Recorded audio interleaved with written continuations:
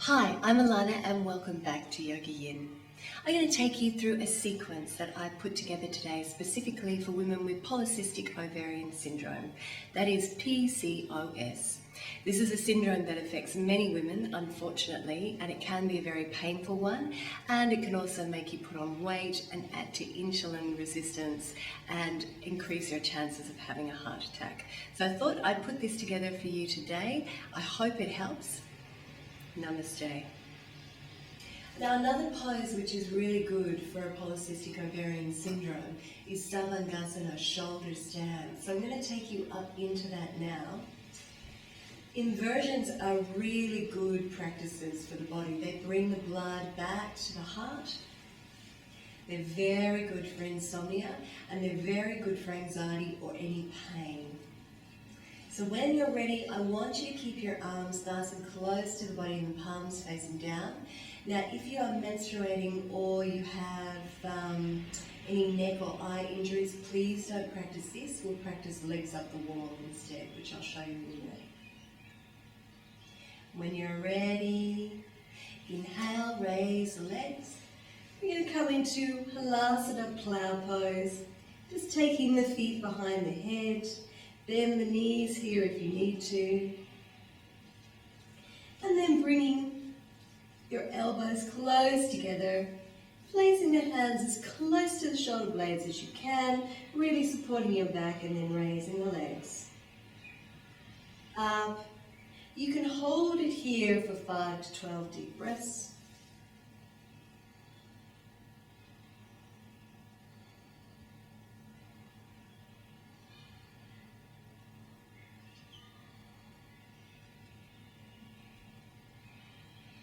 And when you're ready to release it, inhale, exhale, gently come back down to plow. Holding plow for a minute, interlacing the fingers. And then gently rolling all the way back down to your mat and just relax in Shavasana, corpse pose. If you can't practice shoulder stand today, I'm going to show you Viparita Karani, legs up the wall. So you come over to a wall, pop the buttocks in sideways, and then just lay with the legs up the wall, and it's a really beautiful restorative pose.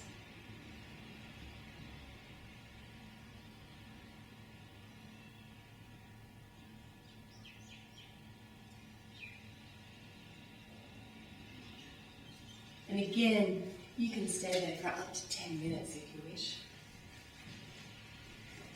Now, if you've just practiced Savangasana shoulder stand, I'm going to show you a pose which is also a slight back bend, works into the heart area, and this is a counter pose to shoulder stand. So I want you to lie back down on your mat.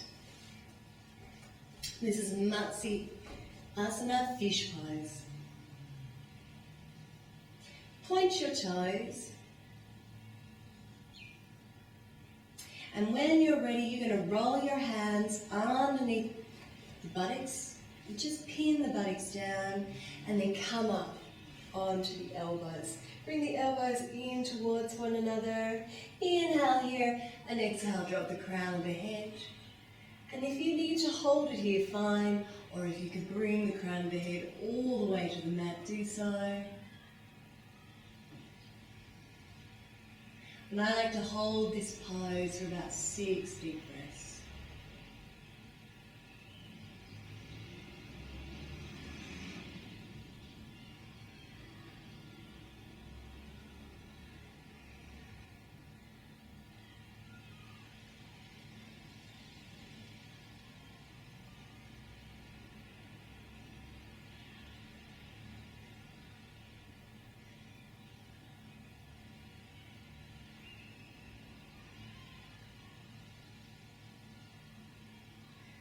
And then when you're ready, come back up, raise the head, roll the body all the way back down to the floor.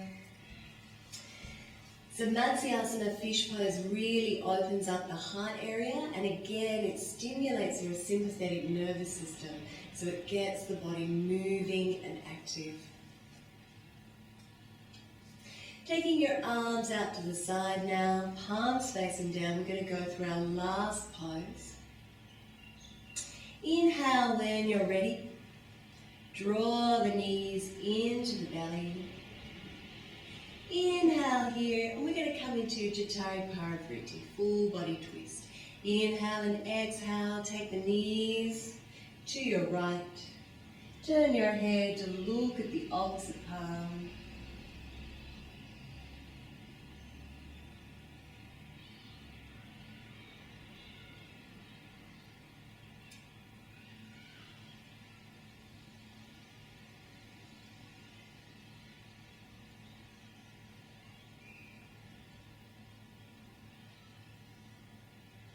And then when you're ready, inhale, come back. Exhale to the other side.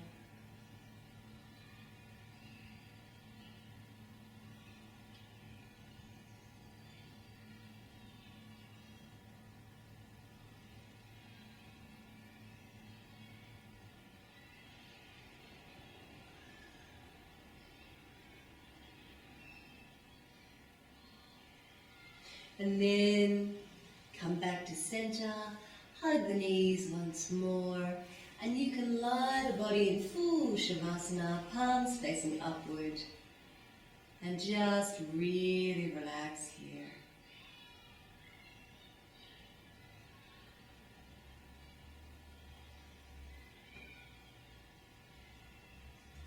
Rolling off to one side when you're ready to get up. So that was yoga for polycystic ovarian syndrome. Obviously, individuals will have different symptoms and different symptoms will be worse than others. But on the whole, that's a very good practice. Twisting the body, working with the digestion, regulating the pancreas, working with your sympathetic nervous system just to increase your body's metabolism and really get it moving. And then we're also working with the inversion, the parasympathetic nervous system, which helps you with any pain.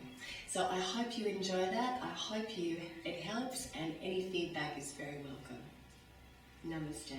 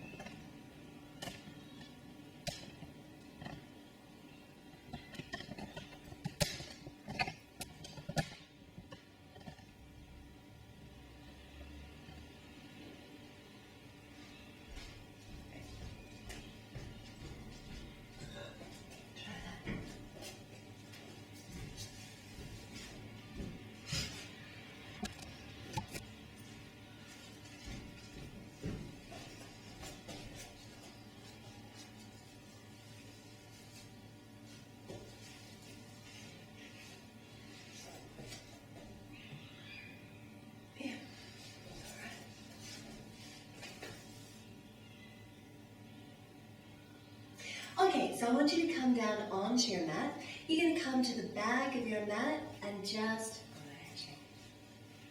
Okay, so I want you to come down onto your mat and we're going to come into a cat position. On all fours, with the hands underneath the shoulders and the knees underneath the hips. And then from here we're going to step the hands forward, tuck the toes under and come up into downward dog. Coming up on the toes first of all, dropping the knees down towards the mat. And then raising the buttocks high in the air and just walking through the feet. Releasing off the legs. Spread the fingers, make sure the inner elbows are turned toward one another. And then inhale and exhale, sink those heels down. And when you're ready, you're going to pick up your right leg, take it through to your right wrist, slide your back leg down into pigeon pose. And then from here, I'm going to give you two options. You can either lay the body down, working right into that hip, or if you wish to, you can draw up that back foot and really stretch into the front of the thigh, just releasing here.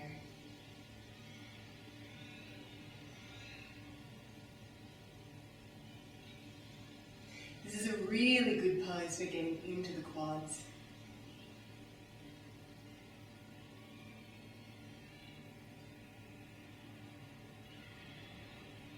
And then when you're ready to release it, step back, tuck the toe under. Downward dog once more.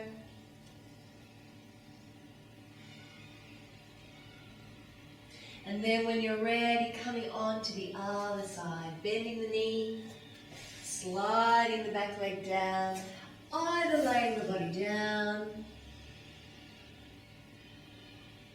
which really works nicely into the hip, or drawing up the foot, taking a hold, bringing it in towards the body.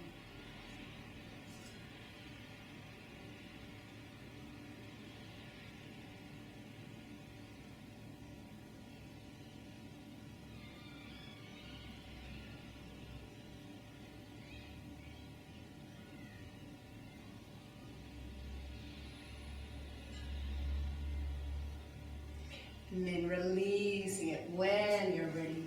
Curling the back toe, down the dog. Walking through the feet. Releasing out the backs of the legs. Inhale and exhale, drop the heels down. Walk your right hand over to your left. Step your right foot around that hand. Drop your back knee, uncurl your toes, and then come down onto your forearms. Interlace your fingers. Make sure this leg doesn't splay out. Hug it into the body.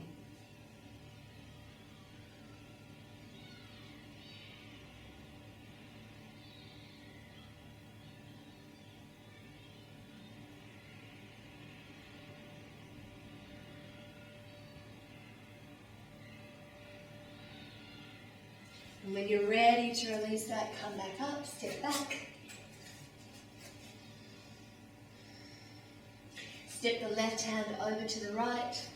Step the left foot around, drop your back knee, and then coming down onto the forearms. Now if you can't make it down onto the forearms, just stay looking straight ahead.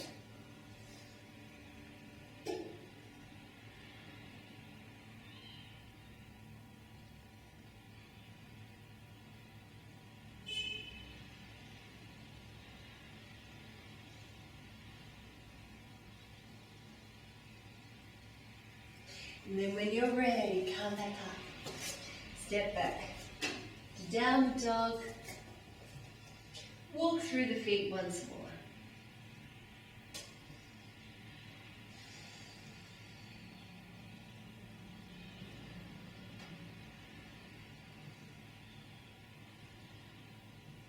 Inhale and exhale, drop the heels down.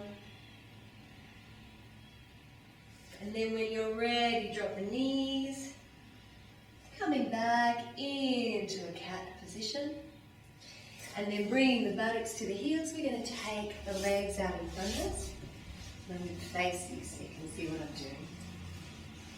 Okay, so taking the flash of the buttocks back, sitting up high on the sit bones.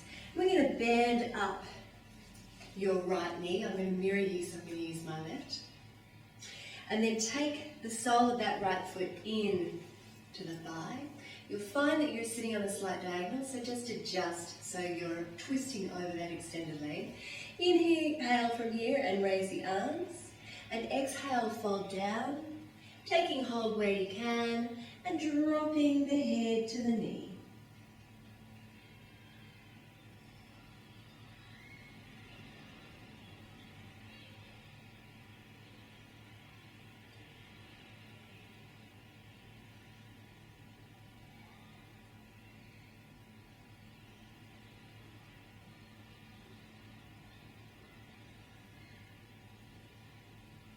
When you're ready, inhale, come up, raising the arms, so you're coming up and out of the hips, and then we're going to swap over legs. Bending up that left knee now, taking the sole of the foot into the inner thigh, twisting yourself over your extended leg, raising your arms, folding.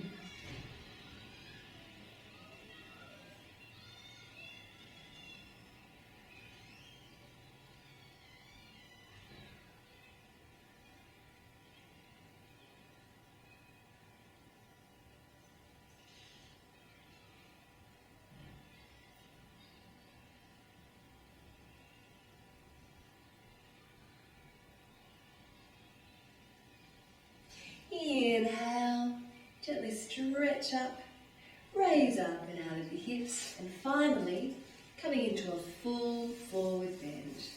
Flexing the feet in towards you, inhaling and exhaling, folding. Taking hold wherever you're comfortable.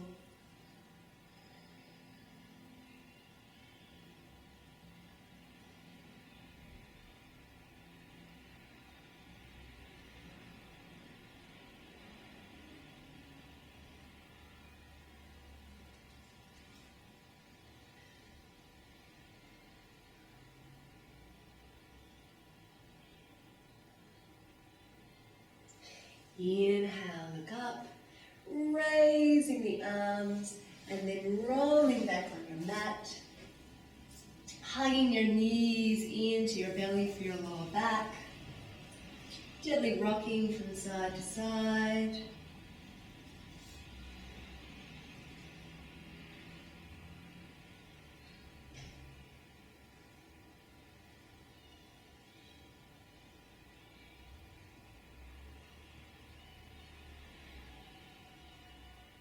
And then when you're ready, you can roll off to one side.